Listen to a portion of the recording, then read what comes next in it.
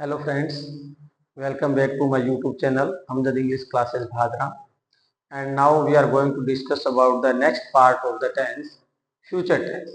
अब हम future tense के जो parts हैं उनके बारे में discussion करेंगे. Now the first one,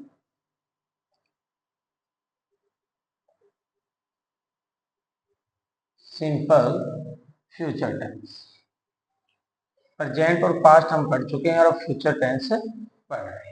सबसे पहले इसकी हेल्पिंग वर्ब और मेन वर्ब.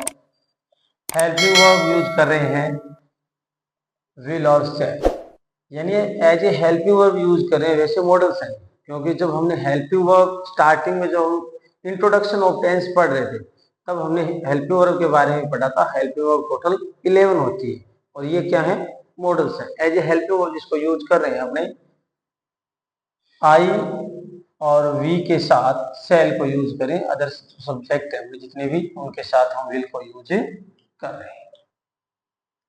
ये तो अपना ट्रेडिशनल जो इंग्लिश ग्रामर है उसके अकॉर्डिंग कर रहे हैं, लेकिन मॉडर्न इंग्लिश ग्रामर के अकॉर्डिंग हम विल यूज कर रहे हैं विद ऑल सब्जेक्ट.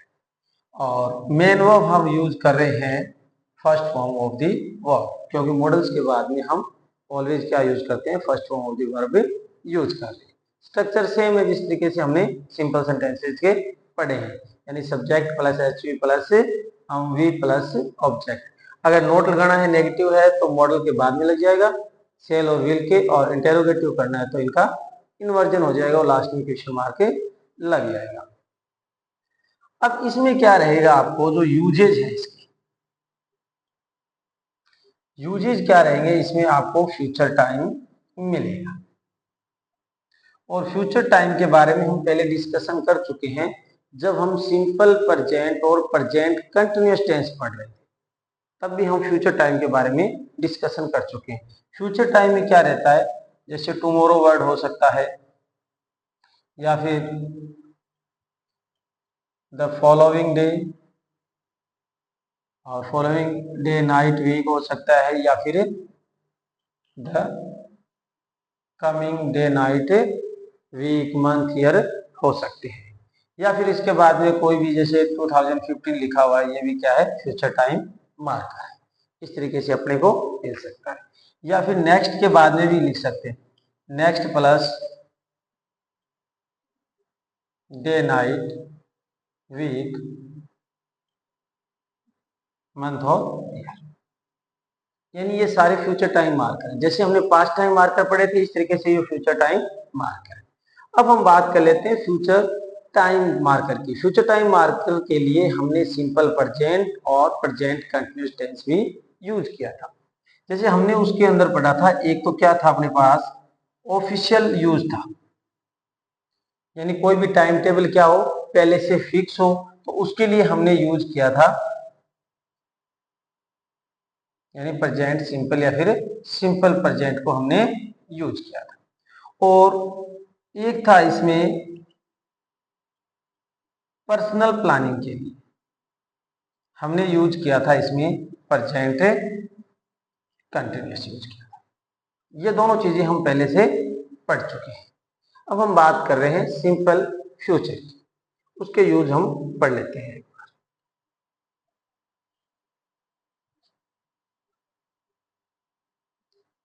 क्योंकि जो फ्यूचर टाइम मार्कर है उनको प्रेजेंट के साथ में पढ़ना पड़ेगा.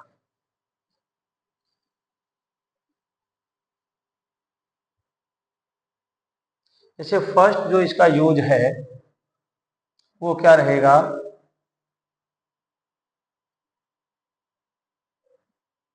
The future simple is used to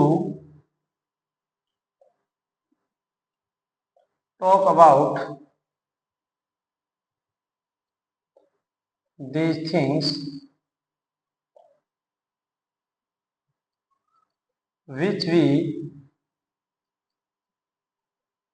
cannot control, यानी उनके बारे में बातचीत होगी या ऐसी चीजें जिनके ऊपर क्या हो, which we cannot control, अपना कंट्रोल नहीं है. ये क्या करेगा, केवल इट एक्सप्रेसेस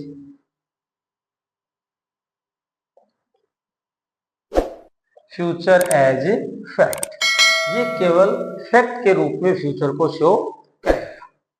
कुछ एग्जांपल्स के थ्रू इसको समझेंगे, जैसे it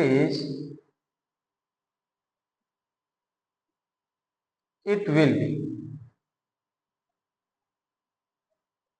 Diwali in a week. इस तरीके से भी क्वेश्चन टेंस हो सकता है जब हम इसमें फ्यूचर यूज कर रहे हैं। या फिर she will be 40 next month. यहाँ पर फ्यूचर टाइम मार्कर दिया हुआ है तो हम इस तरीके से फ्यूचर विल बी इसमें यूज करेंगे। या फिर हो सकता है, क्योंकि ये फैक्ट है बिल्कुल, जैसे टुमारो विल बी मंडे। मान लो संडे को बात करें कि टुमारो विल बी मंडे, तो हम ये भी क्या करेंगे, इसमें यूज कर सकते हैं। यानी इसने डायरेक्ट इसमें लिखा है कि the future simple is used to talk about these things, to talk about these things which we cannot control. It expresses future as fact. ये फ्यूचर को एक फैक्ट के रूप में शो करेगा। जैसे it will be Diwali in a week, she will be 40 next month and tomorrow will be Monday. अब हम सेकंड में पढ़ लेते हैं इसको। तो सेकंड जो इसका यूज है,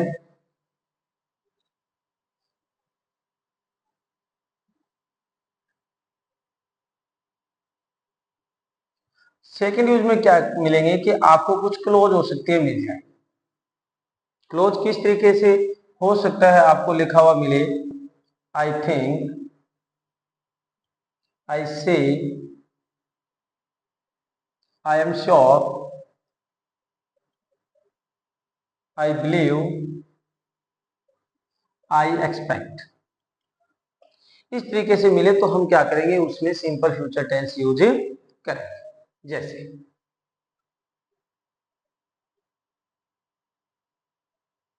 आई थिंक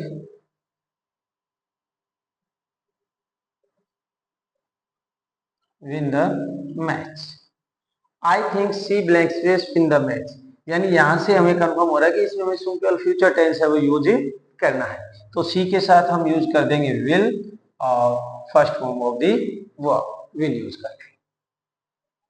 इस तरीके से जो थर्ड इसका जो यूज क्या रहेगा, थर्ड यूज में ये रहेगा, या तो क्या होना चाहिए आपके पास, जब सेंटेंस हम रीड करते हैं तो उसमें क्या होना चाहिए, अनप्लान, या फिर इमीडिएट, यानी इमीडिएटली एक्शन होना चाहिए। क्या होना चाहिए, अनप्लान हो और इमीडिएट एक्शन हो, तब हम किसका यूज करेंगे, सिंपल फ्यूचर टेंस का यूज करेंगे। जैसे लिख सकते हैं इसमें, it is raining, see blank space take an umbrella. तो इसमें लिख सकते हैं इट इज रेनिंग सी, ये क्या है, अनप्लान था, इमीडिएट एक्शन हुआ, अनप्लान हो गया, इट इज रेनिंग, अचानक से बारिश हुई, बारिश हो रही है, and see take an umbrella, ये क्या हुआ, फिर इमीडिएट एक्शन हुआ।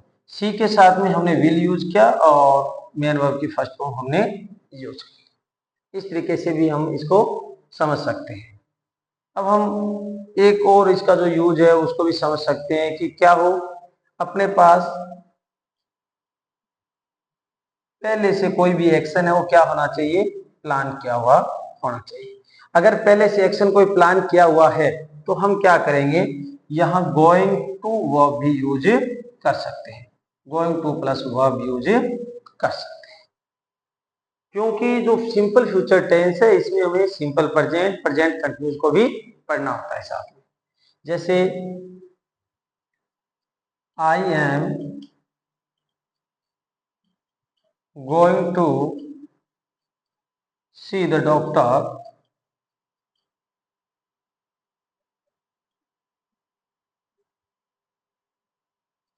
दिस इवनिंग, ये भी हो सकता है, यानी प्लान एक्शन किया हुआ है, I am going to see the doctor this evening, यानी डॉक्टर को मिलने के लिए जाना है दिस इवनिंग। या फिर हम सेंटेंस दोबारा से एक और लिखें, जैसे आई एम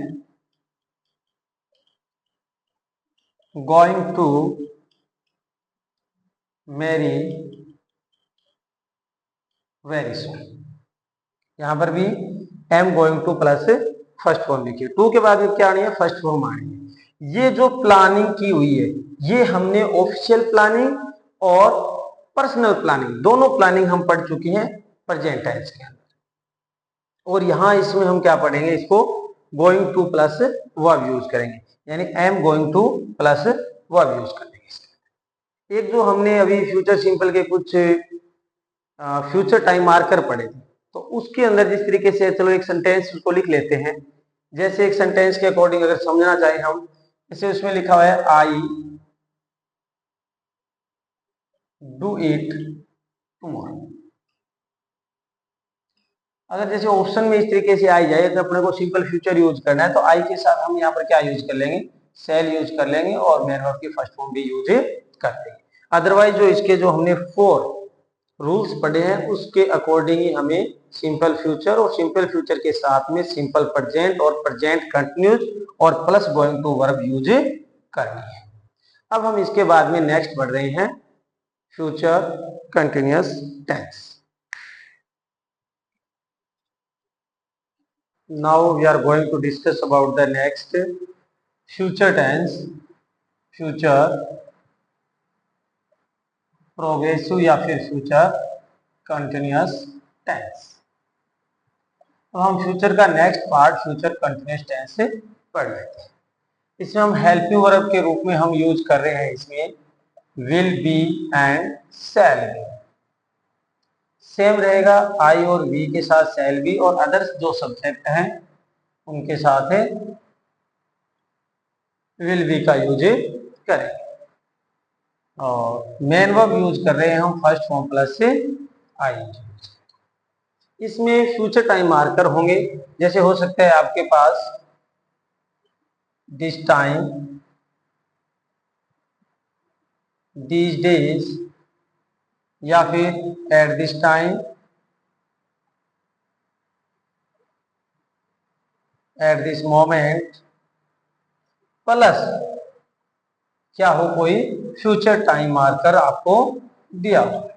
अगर फ्यूचर टाइम मार्कर दिया हुआ है इनके साथ में this time, this date, at this time, at this moment के बाद में फ्यूचर टाइम मार्कर, तो हम फ्यूचर कंटिन्यूअस टेंस का यूज करेंगे। वो किस तरीके से करेंगे, एग्जाम्पल के थ्रू इसको समझ लेते हैं। जैसे 2 एग्जाम्पल्स लिख रहा हूं मैं यहाँ पर। जैसे एक लिखा हुआ है he blank space meet her tomorrow. एक सेंटेंस लिखा हुआ है he blank space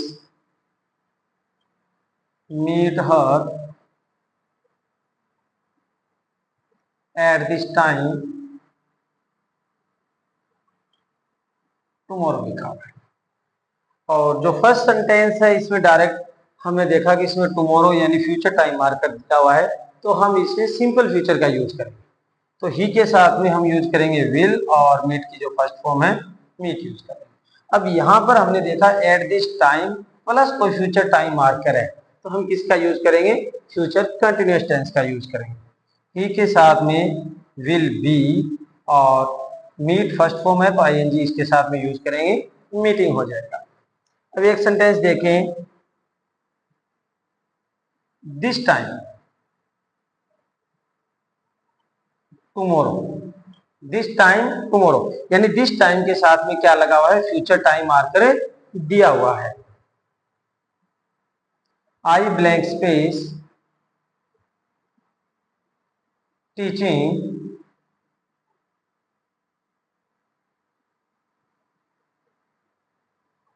I blank space teach in the class. हमें यहां देखना है कि आइडेंटिफिकेशन वर्ड देखना है, तो हमें दिस टाइम के बाद में टुमारो यानी हमें फ्यूचर कंटिन्यूअस टेंस यूज करना है।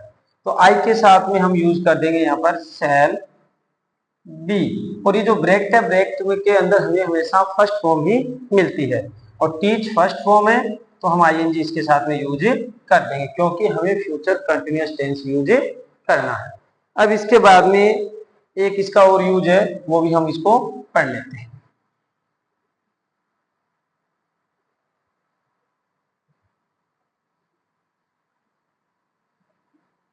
जो इसका सेकंड यूज है वो देख लेते हैं। We use to talk about actions in future which already planned and expected to happen।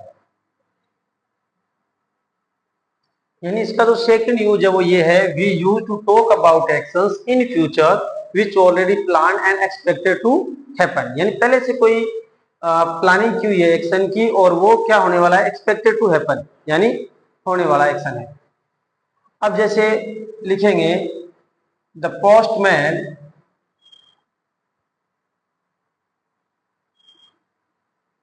Come very सून। अब ये जो पहले का एक्शन है यानी प्लान किया हुआ है और एक्सपेक्टेड टू हैपन है, the postman come very soon, तो हम क्या करेंगे, इसमें फ्यूचर कंटिन्यूअस टेंस यूज करेंगे। पोस्टमैन के साथ में हम helping verb will be and first form plus ING main verb use करते हैं। या फिर इस तरीके से भी कर सकते हैं,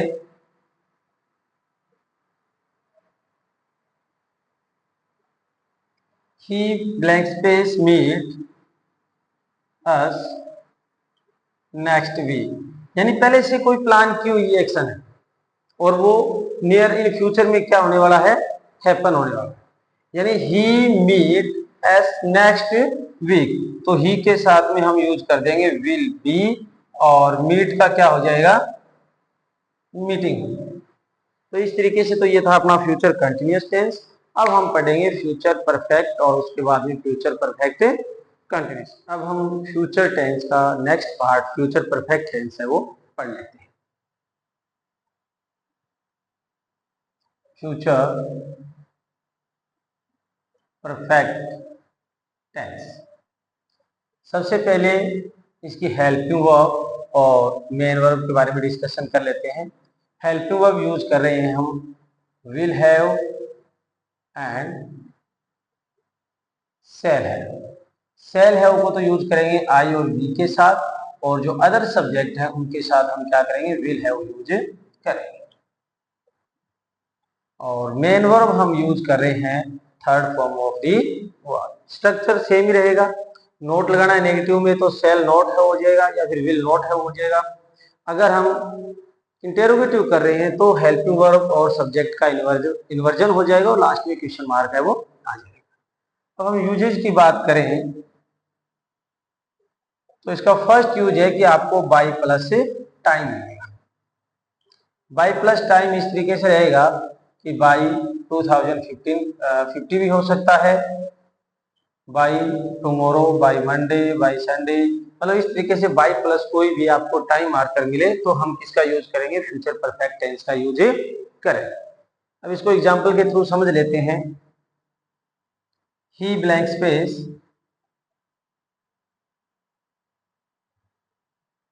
complete his homework tomorrow. Second sentence लिखा हुआ है he blank space complete his homework by tomorrow. अब इस सेंटेंस में सबसे पहले आइडेंटिफिकेशन वर्ड देखेंगे जिससे हमें टेंस की पहचान हो, यानी टेंस को आइडेंटिफाई कर लें। उसके बाद में हम सेंटेंस को आइडेंटिफाई करेंगे और इसकी जो वर्ब है फिर सेंटेंस के अकॉर्डिंग हेल्पिंग वर्ब और मेन वर्ब यूज करेंगे। हमने देखा इसमें केवल टुमारो फ्यूचर टाइम मार्कर लिखा, इट मींस इसमें हम सिंपल फ्यूचर टेंस यूज करेंगे। तो ही के साथ में विल और कंप्लीट की फर्स्ट फॉर्म कंप्लीट। सेकंड वाले में हमने देखा कि बाई प्लस टाइम लिखा हुआ है, इट मीन्स हम यूज करेंगे फ्यूचर परफेक्ट टेंस। तो ही के साथ में विल हैव और जो कंप्लीट है उसकी थर्ड फॉर्म कंप्लीटेड है। ये तो था इसका फर्स्ट यूज, यानी बाई प्लस टाइम अपने को देखना है। इसके बाद में इसका एक सेकंड यूज और है, वो भी पढ़ लेते हैं। सेकंड यूज रहेगा कि इसमें अपने को वापस से टू एक्शन है वो मिलेंगे। एक एक्शन होगा वो पहले से स्टार्ट, जो सेकंड यूज है वो पढ़ लेते हैं फ्यूचर परफेक्ट टेंस का। इसमें से क्या होंगे, दोबारा से दो एक्शन होंगे। एक तो रहेगा to indicate the action which start earlier, यानी जो एक्शन पहले स्टार्ट होगा उसके लिए तो हम यूज करेंगे फ्यूचर परफेक्ट टेंस। और to indicate the action which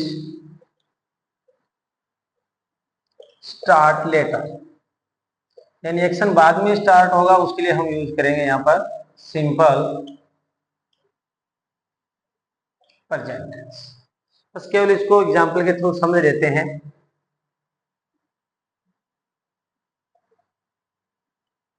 bye the time I reach home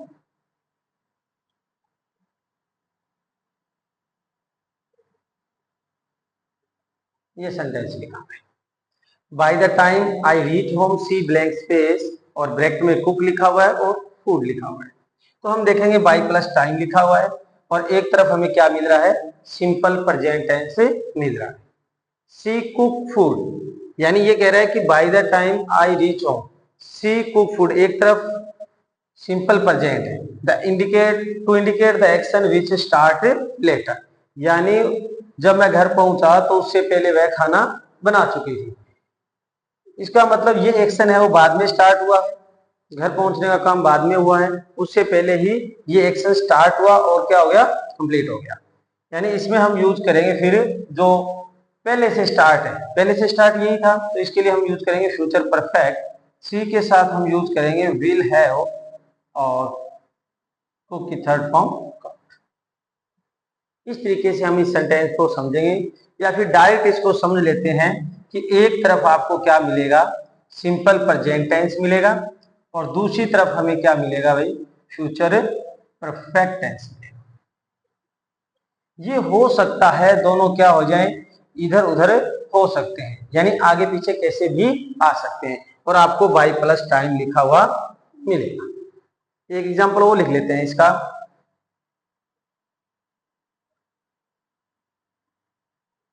So will have started, the show will have started by the time he blank space reach in the cinema hall. आगे भी लिख सकते हैं इसको sentence को, बस अपने तो ये देखेंगे बाई प्लस टाइम है और एक तरफ हमें क्या मिला हुआ है, विल हैव थर्ड फॉर्म यानी फ्यूचर परफेक्ट टेंस, तो दूसरी तरफ हम यूज कर देंगे इसमें सिंपल प्रेजेंट। ही है तो ही के साथ में रीच एस या एस लगाएंगे, अफर्मेटिव सेंटेंस है तो लास्ट में सी एस से एंड और ये वर्ब तो हम क्या कर देंगे ई एस से लगा देंगे। बस ये था अपना फ्यूचर परफेक्ट टेंस। अब हम बात करते हैं नेक्स्ट इसका, और जो लास्ट इसका पार्ट है future perfect continuous tense.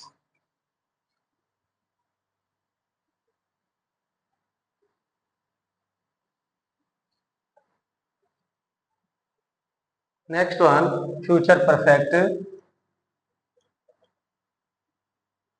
Continuous tense. अब फ्यूचर परफेक्ट कंटिन्यूअस में अगर हेल्पिंग वर्ब की बात करें हम तो will have been and shall have been same subject रहेंगे जो अभी हमने पढ़े हैं। सेल आया हुआ है तो आई और वी है, और विल है तो क्या रहेंगे, अदर सब्जेक्ट जो भी है। और मेन वर्ब हम यूज कर रहे हैं फर्स्ट फॉर्म प्लस से आईएनजी। और इसके यूजेज में एक ही रहेगा इसमें कि एक तो आपको क्या मिलेगा यहाँ पर सिंस, फॉर या फिर ऑल प्लस में टाइम रहेगा। लेकिन इसके अंदर हम देखेंगे कि दूसरी तरफ आपको क्या मिलेगा, प्रेजेंट टाइम भी मिल सकता है या फिर कोई फ्यूचर टाइम मार्कर भी मिल सकता है। दो तीन एग्जाम्पल लिखेंगे, उसके थ्रू हम इसको समझने का प्रयास करें। जैसे he blank space live in Dubai for 5 years। Second sentence लिखा हुआ है he blank space live in Dubai for 5 years when I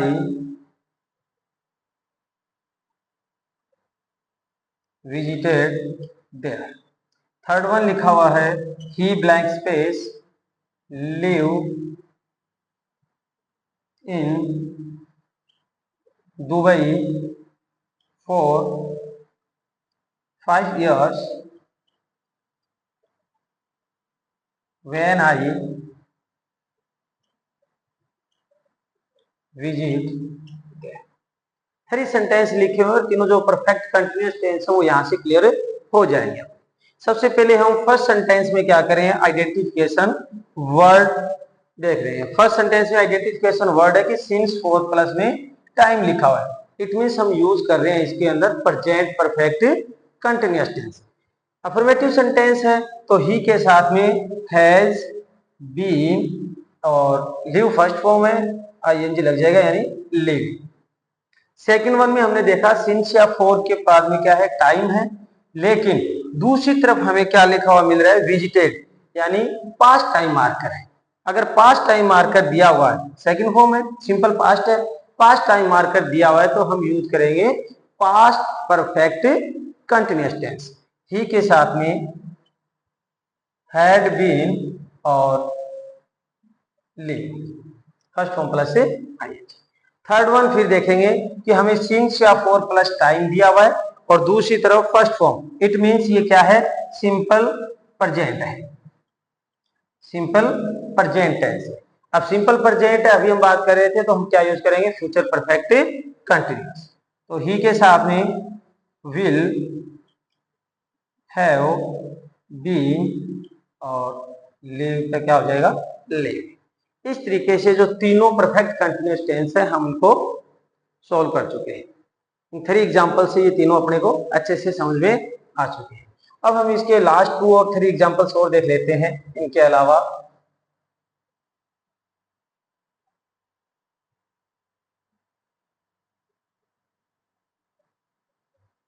bye the time we live here for 10 years। अब हम इस सेंटेंस में देख रहे हैं कि by the time we blank space bracket में लिव लिखा हुआ है हियर फॉर 10 years। यहां पर सिंस फोर प्लस टाइम है और एक तरफ क्या है, बाय प्लस टाइम। तो हम इसमें क्या यूज करेंगे, फ्यूचर परफेक्ट कंटिन्यू यूज करेंगे। वी के साथ में शैल, हैव, बीन और लिव का क्या हो जाएगा, इस तरीके से हम इसको यूज कर सकते हैं। तो ये तो थे अपने फ्यूचर के चारों पार्ट। और टेंस का जो चैप्टर है अपना, तीनों टेंस हैं, प्रेजेंट, पास्ट और फ्यूचर कंप्लीट हो चुके हैं। अब इसके बाद में कुछ अलग से एक्स्ट्रा जो रूल्स हैं जिनसे भी क्वेश्चन कई बार पुटअप होते हैं, अब इसके बाद में डिस्कशन कर लेते हैं कुछ अलग इंपॉर्टेंट जो रूल्स हैं उनके बारे में।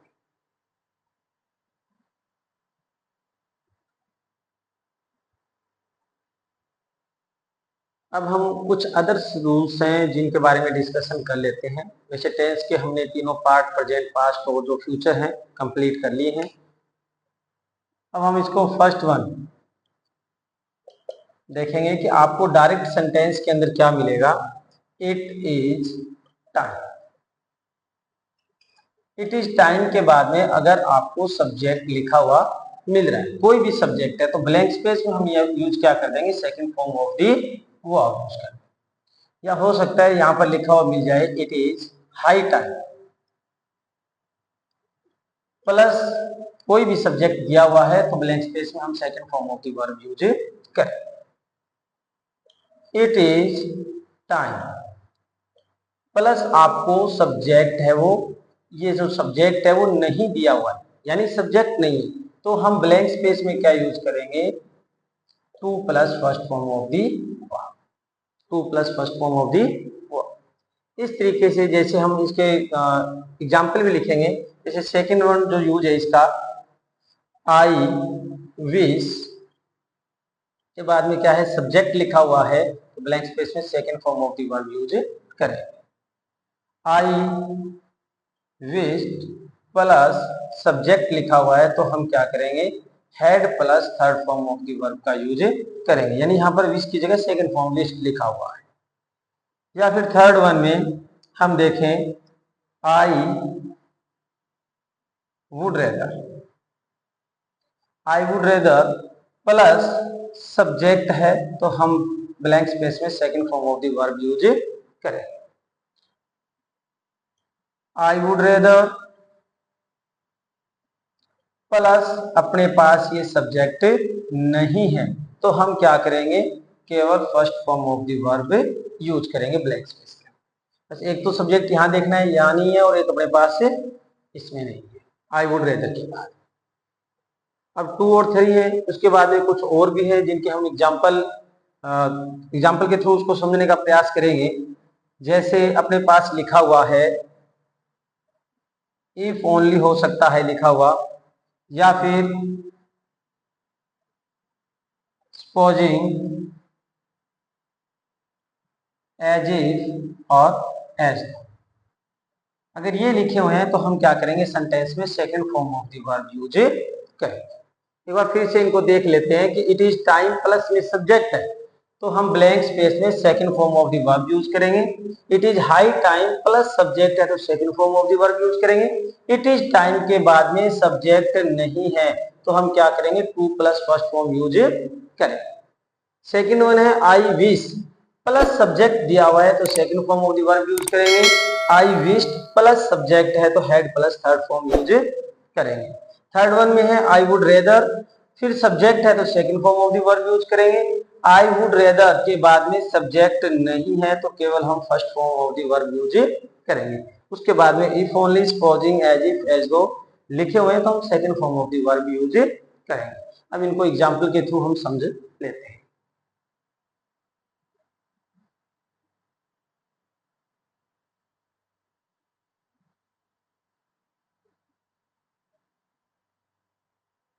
जैसे फर्स्ट इट इज का लिखा हुआ था अपने पास, तो it is time, it is time you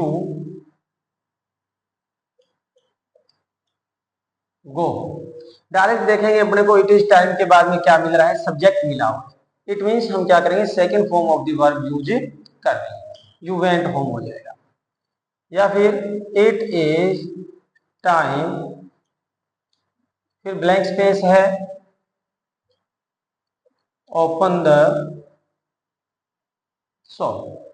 अब इट इज टाइम लिखा हुआ है, उसके बाद में सब्जेक्ट नहीं है, तो हम क्या करेंगे, to plus first form of the verb use करें। इसके बाद में हम विश वाला सेंटेंस देख लेते हैं। जैसे I wish you blank space win the match. अब हमने यहां देखा आई विश है प्लस सब्जेक्ट है, तो केवल क्या करेंगे, इसमें second form of the verb use करें। या फिर आई wished you win the match, यानी सेम ही है, बस केवल इसमें क्या लिखा हुआ है, विश की जगह विश सेकंड फॉर्म लिखी हुई है, तो हम यहाँ क्या कर देंगे, हैड प्लस से थर्ड फॉर्म यूज कर लेंगे। उसके बाद में वुड रेदर का सेंटेंस था, तो आई वुड रेदर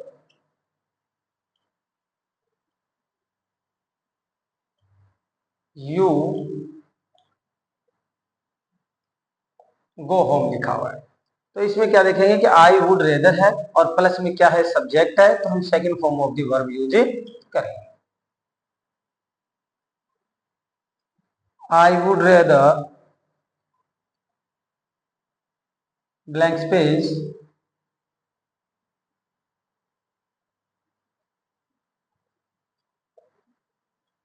टेक के लिखा हुआ है।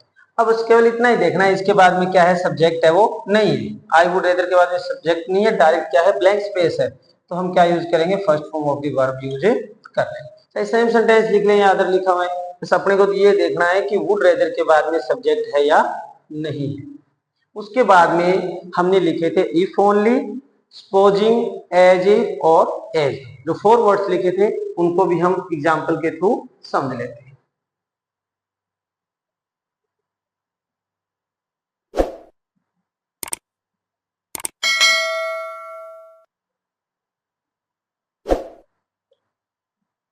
If only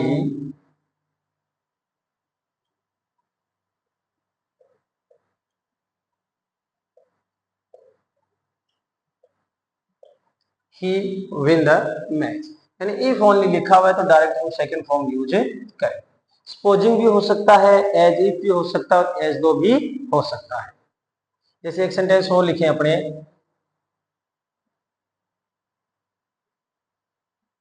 he looks pale as if he, भी वर्ब दी हुई है एंड दैट। अब इसमें ये देखेंगे कि ही लुक्स पेल और एज इफ प्लस सब्जेक्ट है तो हम क्या करेंगे, सेकंड फॉर्म यूज करेंगे। और जो बी वर्ब है इसकी जो फर्स्ट फॉर्म है वो तो है इज, एम, आर, और जो सेकंड फॉर्म है वो इसकी है वॉज और वर। ये क्या है, अनरियल पास्ट टेंस होते हैं जो हम यूज कर रहे हैं इसमें। इफ ओनली हो गया, एज इफ, एज दो, सपोजिंग, ये क्या है, अनरियल पास्ट टेंस है। तो हम सभी सब्जेक्ट के साथ में बी वर्ब की जब हमें सेकंड फॉर्म यूज करनी है, बी वर्ब की सेकंड फॉर्म यूज करनी है, तो हम क्या यूज करेंगे, यहाँ पर सभी सब्जेक्ट के साथ में वर यूज करेंगे। तो इसमें क्या आएगा फिर, ही वर, ये ध्यान रखना। जैसे एक सेंटेंस और लिखें अपने इसमें, if I blank space be a word I would plan. अब इफ से सेंटेंस स्टार्ट हो रहा है और हमें क्या करना है, बी की सेकंड फॉर्म यूज करनी है, क्योंकि ये इमेजिनरी सेंटेंस है यानी अनरियल पास्ट टेंस है। तो हम क्या करेंगे, इसमें सेकंड फॉर्म क्या यूज करेंगे, वर यूज करेंगे। वॉज किसी के साथ नहीं आएगा, केवल सभी सब्जेक्ट के साथ हम वर यूज करेंगे। अब इसके अलावा एक और इंपॉर्टेंट है वर्ड जिसके बारे में हम पढ़ लेते हैं अभी।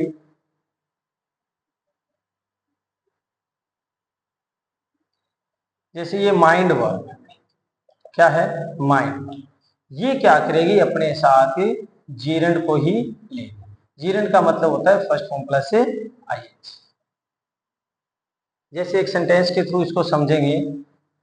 जैसे ये सेंटेंस लिखा हुआ आ जाए, would you mind open the window, या फिर इस तरीके से भी हो सकता है, would you mind open the window. ये इस तरीके से सेंटेंस लिखते हैं। जैसे हम फर्स्ट में तो लिख रहे हैं इसमें ओपनिंग और सेकंड में लिख रहे हैं टू ओपन। तो हम देखेंगे कि जो माइंड है वो वर्ब क्या करेगी, अपने साथ में जीरेंड लेगी। जीरेंड का मतलब होता है फर्स्ट फॉर्म प्लस से आईएनजी। तो इसमें हमने देखा वुड यू माइंड लिखा हुआ है तो ये वर्ब है फर्स्ट फॉर्म प्लस आईएनजी, यानी फर्स्ट वन जो अपना सेंटेंस है वो राइट है, और सेकंड वन लिखा हुआ है टू प्लस ओपन लिखा हुआ है, इट मींस सेकंड वन है वो अपना रॉन्ग है। ये ध्यान रखना है माइंड वर्ब। अब हम टेंस का पार्ट है वो कंप्लीट कर चुके हैं, सिंपल, पास्ट और फ्यूचर, और उसके बाद में कुछ एक्स्ट्रा जो रूल थे, इंपॉर्टेंट रूल, उनके बारे में डिस्कशन कर चुके हैं। अब हम इसके बाद जब अपनी नेक्स्ट जो क्लास रहेगी उसमें हम टेंस की एक्सरसाइज सॉल्व करने का प्रयास करेंगे कि किस तरीके से कंपटीशन एग्जाम में जो क्वेश्चंस हैं वो पुटअप होते हैं और किस तरीके से उनको सॉल्व करते हैं।